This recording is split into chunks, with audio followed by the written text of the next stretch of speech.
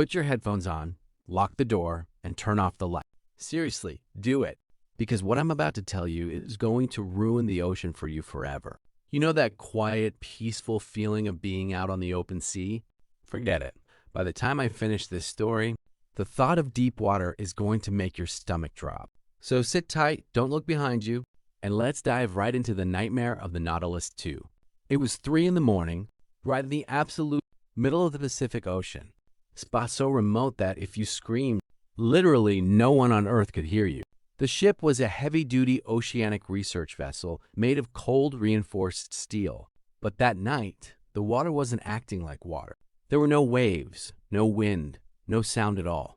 The sea looked like a giant lake of thick black oil, completely motionless under a moonless sky. Engineer Alex was down in the bottom of the ship, working the graveyard shift in the engine room. It was usually cold down there, smelling of diesel, grease, and metallic rust.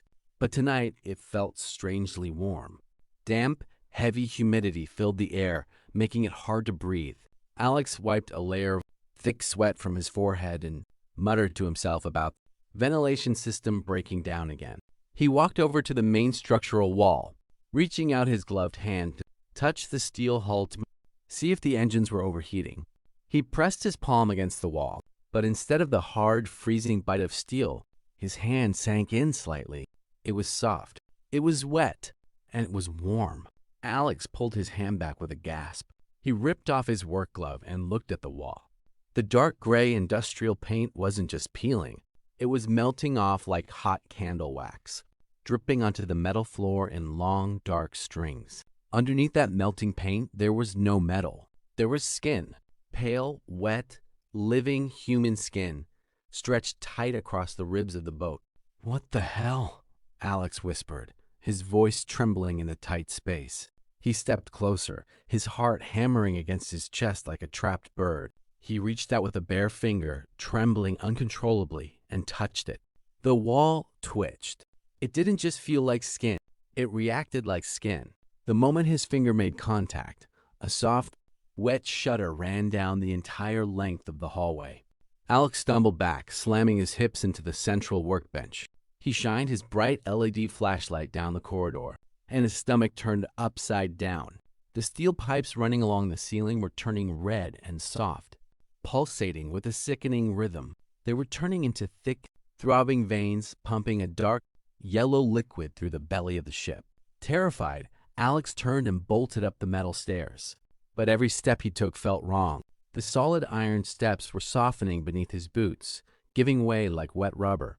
By the time he hit the upper deck screaming for the rest of the crew, the nightmare had already consumed the entire vessel. He burst out onto the main deck under the pitch-black sky, but there was no relief. The wooden deck boards had dissolved into a porous, white layer of living bone that leaked a slick, salty fluid.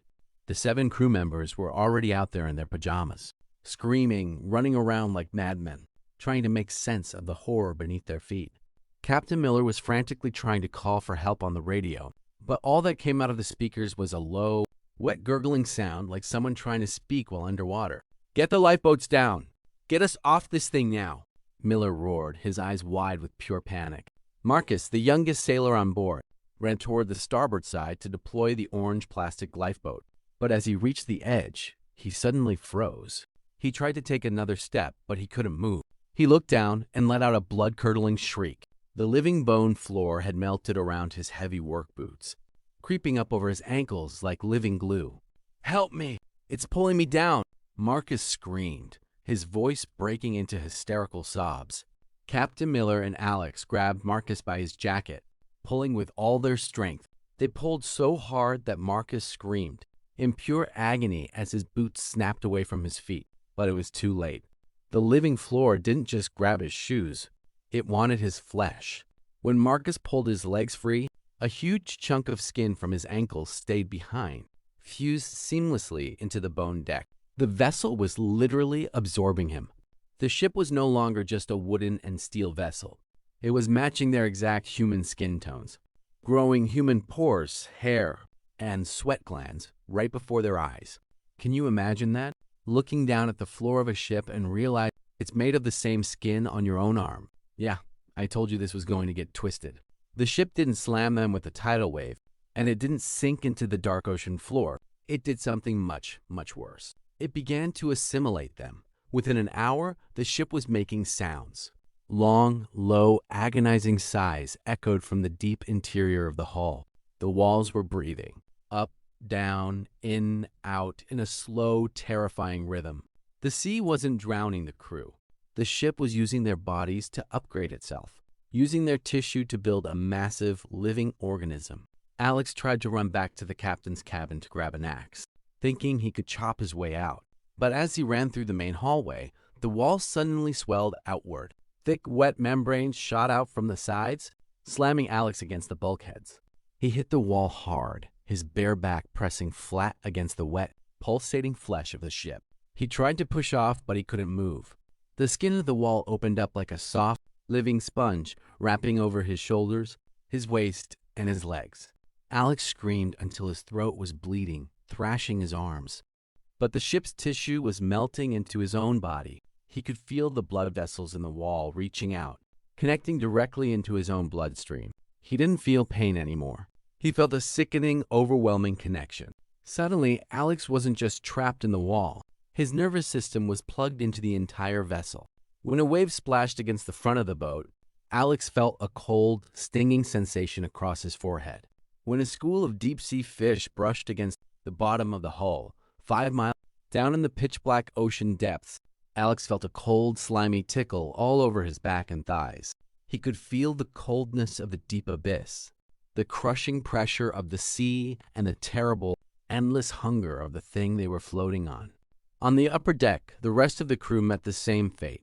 Captain Miller was swallowed up to his chest in the center of the navigation room, his hands permanently fused to the steering wheel, which had turned into a solid ring of twisted human bone. Marcus had been pulled completely flat onto the deck, his face stretched wide across the floorboards, his eyes staring blankly at the sky, still blinking, still conscious. By sunrise, there was no more noise on the Nautilus II. There were no more screams, no more frantic footsteps, no more desperate radio calls. The ship was completely silent, drifting on the calm, black water under the hot morning sun. If a rescue boat were to pass by the Nautilus II today, they wouldn't see a ghost ship made of rusting iron. They would see a massive, floating island of soft, pale flesh, gently rising and falling with every breath. And deep inside the central hallway, embedded forever in the dark, warm heart of the ship, Alex is still awake. He can't move his lips. He can't shut his eyes. He is forced to act as the ship's living lungs, breathing in the salty ocean air, feeling every terrifying creature that crawls across his skin at the bottom of the world forever.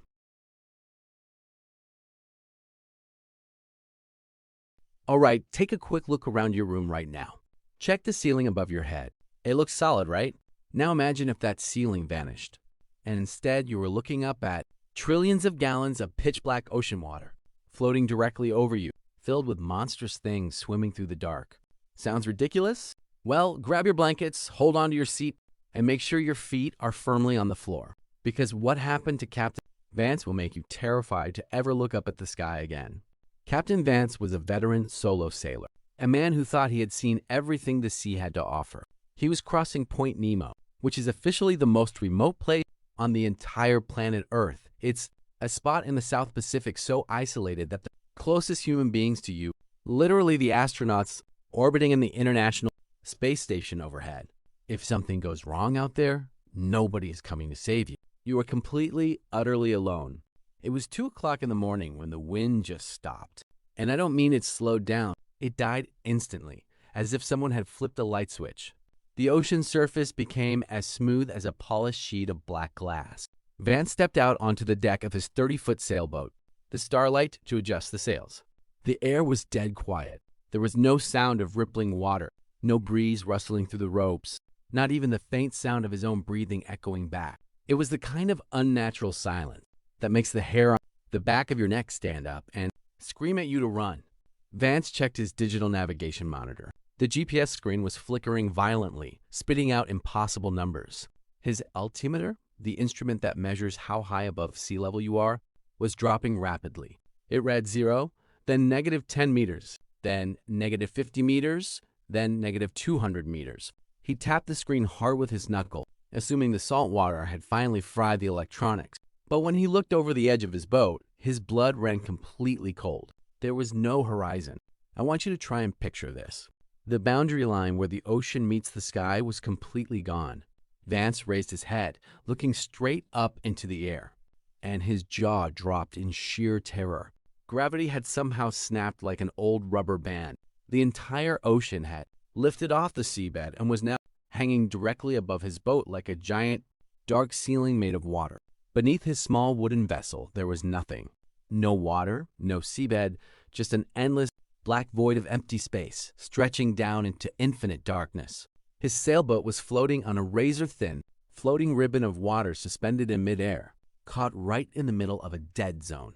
Between earth and sky, Vance fell to his knees, his hands frantically gripping the aluminum railing of his boat. His knuckles turned white as he stared up at the impossible ceiling above him. The inverted ocean hanging over his head wasn't calm. He could see massive currents churning through the black water up there. And then he saw the lights. Gleaming through the murky, airborne ocean miles above his head were pale, sickly bioluminescent lights. They weren't stars. They were eyes. Giant, glowing eyes the size of 3-story houses, moving slowly through the floating water sky.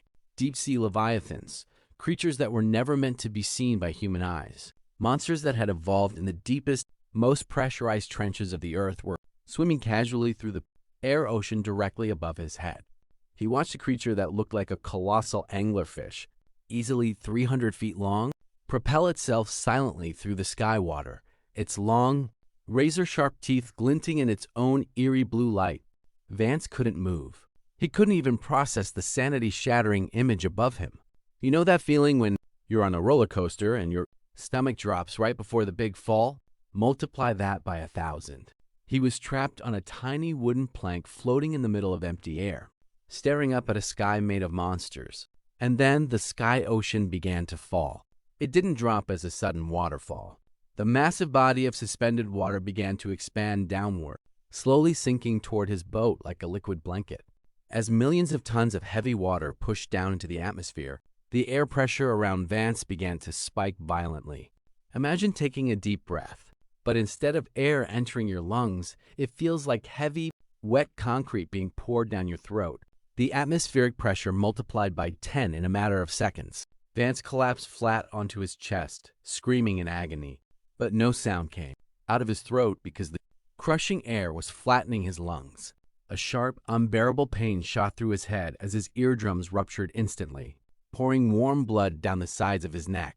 His vision blurred, red spots dancing before his eyes as the immense force threatened to pop his eyeballs right out of his skull. He pressed his face against the wooden deck boards, struggling for every single molecule of oxygen.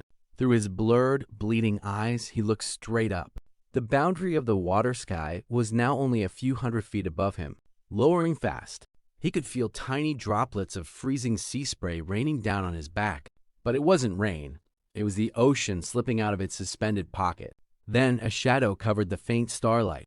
One of the giant creatures, a pale, jawless leviathan with translucent skin and hundreds of long, writhing tendrils, swam straight out of the floating ocean.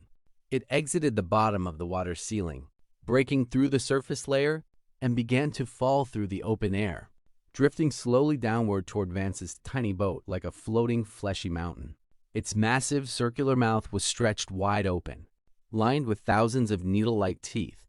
Completely soundless as it plummeted through the sky, Vance tried to scramble toward the cabin to hide, but his limbs felt like they were made of lead under the crushing atmospheric weight. He clawed at the wooden floor, tearing his fingernails off on the rough grain, leaving bloody streaks behind him. The air pressure was so extreme now, the solid wooden hull of his sailboat began to groan, cracking under the invisible weight pushing down from above. The fiberglass mast snapped like a toothpick, with a loud boom that vibrated Vance's chest. The giant leviathan was right above him now. Its massive pale body blocked out the entire sky. Vance could smell the foul, rotten stench of ancient deep-sea decay dripping off the creature's skin. A thick, icy sludge fell from the beast, coating Vance in a freezing, slimy film that burned his bare skin like acid. He rolled onto his back, helpless, staring straight into the endless, dark gullet of the falling monster. The pressure in his head reached a breaking point. His lungs completely collapsed, and as the shadow of the Leviathan swallowed his boat whole, Vance realized the most horrific truth of all. The ocean hadn't just broken gravity, it was falling back down to crush the earth, and his boat was merely the first thing caught in the middle.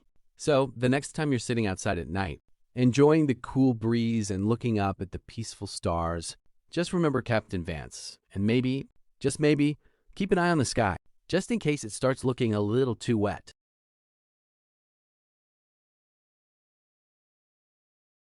Before you hit play on this one, look at your watch or the clock on your phone. Take a good look at the time. Because after you hear what happened aboard the Atlas, 10 minutes is going to feel like the longest, most terrifying countdown of your life. Trust me on this. If you think time travel or time loops are just fun sci-fi stuff from movie theaters, this story will completely cure you of that delusion. Grab a drink, lock your windows, and listen closely because time is already running out. The container ship Atlas was a colossal steel titan, over 300 meters long, pushing its way through the dense, freezing fog of the North Atlantic Ocean. It was around 4 in the morning, the kind of hour where the dark feels heavier than usual, and even the ocean seems to hold its breath. The weather was dead quiet, but the fog was so thick you couldn't see 10 feet past the bow. It was like driving a massive building through a cloud of cold, wet milk. Chief Mate Sam was standing on the high bridge, staring out into the blank white void with a steaming cup of black coffee in his hand. The navigation lights threw faint, ghostly halos into the mist. Beside him, Captain Mercer was tapping his fingers on the radar console, waiting for his shift to end. Everything was completely routine, completely boring, until the radar monitor emitted a sharp, high-pitched beep. A solid green dot had just materialized on the edge of the radar screen. It wasn't slowly moving in from the boundary like a normal vessel. It literally popped into existence out of nowhere, only 2 miles away, heading straight toward them at an impossible speed. "Captain, we've got a contact," Sam said, setting his coffee cup down so fast it spilled over his knuckles. "Direct collision course. They aren't answering radio calls." Captain Mercer grabbed the marine radio mic, his knuckles white. "Unknown vessel on bearing 180. This is the container ship Atlas.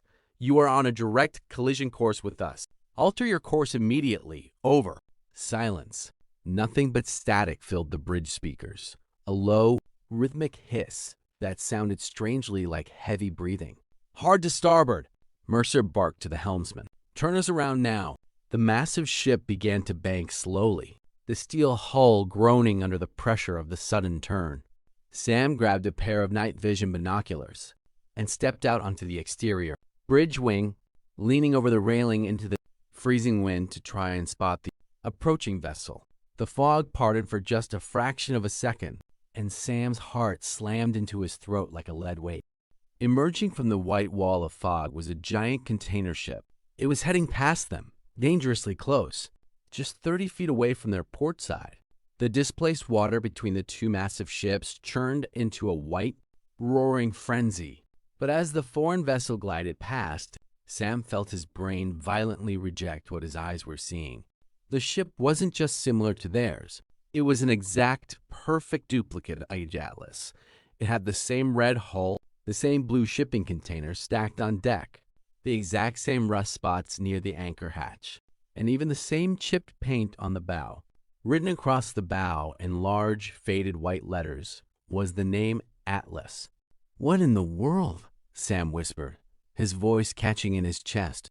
He lifted his binoculars, training them directly on the illuminated glass windows of the duplicate ship's bridge as it glided past. What he saw inside that cabin will haunt him until the day he dies. Inside the bridge of the twin ship, there were people, but they weren't navigating. They were screaming. Sam saw a man dressed in the exact same blue jumpsuit he was wearing right now, thrashing wildly on the floor. The man was clawing furiously at his own face, tearing off strips of his own skin with his bare fingernails in sheer, unimaginable agony.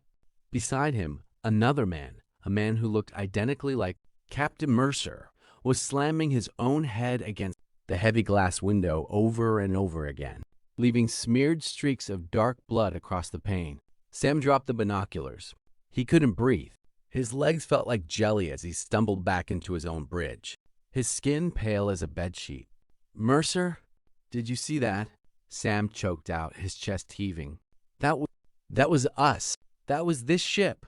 Captain Mercer stared at him like he had lost his mind. "Sam, pull yourself together. It was a phantom ship, an optical illusion caused by the fog refraction. It's impossible." Sam looked down at his wristwatch. The glowing digital numbers read 4:10 a.m., exactly 10 minutes, had passed since the radar first picked up the mysterious vessel. Suddenly, a strange, low-frequency vibration hummed through the air. It didn't come from the engines below. It came from inside the air itself. It was a sharp, buzzing tone that made Sam's teeth ache and his ears ring with a sickening, high-pitched whine. "What is that noise?" the helmsman yelled, dropping his hands from the steering wheel and clutching his head in pain. "It feels like my brain is boiling." Then the true nightmare began. It started with a tiny itch on the back of Sam's hand. He casually looked down to scratch it, but as soon as his fingers touched his skin, an electric shock of unimaginable agony straight up his arm and exploded into his spine. It felt like someone had poured boiling acid directly into his veins. The microscopic water droplets of the thick fog hovering in the air had subtly shifted in chemical composition.